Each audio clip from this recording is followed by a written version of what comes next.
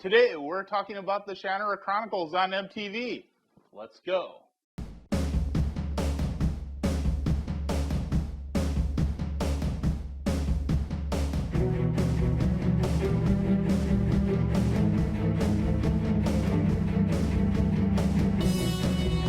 Salutations and welcome to my Druid's Keep. I am your host, Doug Croft.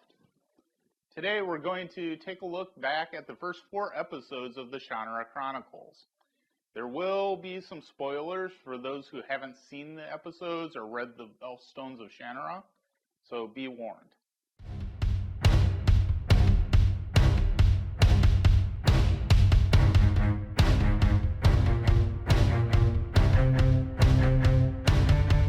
In a post-apocalyptic world, the Four Lands are occupied by the races of men, elves, dwarves, gnomes, and trolls.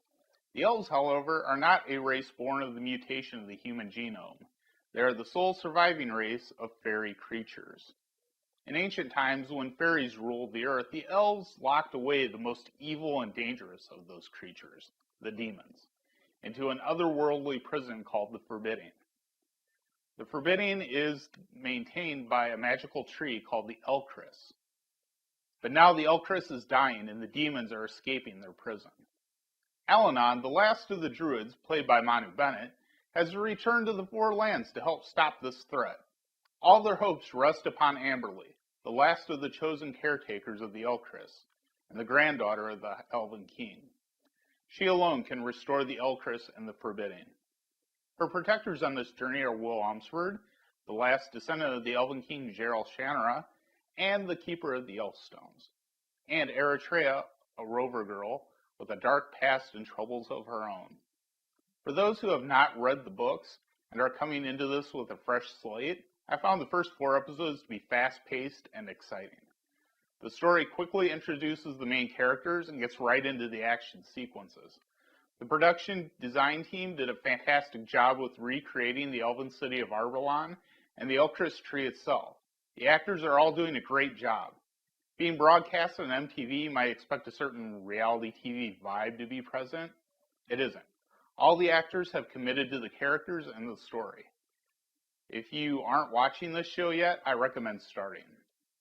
For those that have read the novels by Terry Brooks, you will find that the bones of the story and the characters have remained the same, but there are changes to the details of the story and a restructuring of the plot.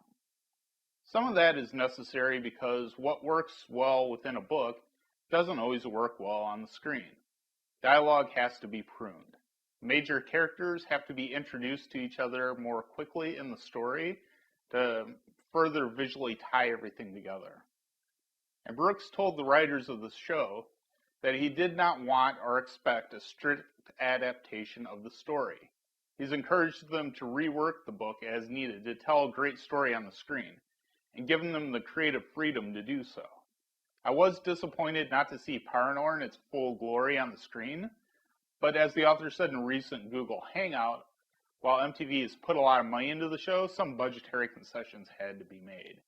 They only had enough money in the first season to build Arbalon, and the expense of creating Paranor for a single scene would have been too much. Another early concession were the huge battle sequences between the demon army and the elven army. If you were expecting a Lord of the Rings style battle, that won't be happening. The story will remain focused on Amberly's journey to the Bloodfire, but Brooks did raise the possibility of Stygians being introduced as a character in the 2nd season. If you want a strict adaptation of the novel, you may be disappointed by the changes that have been made. But I would encourage people to give the show a chance, because it does hold true to the characters and the spirit of the book.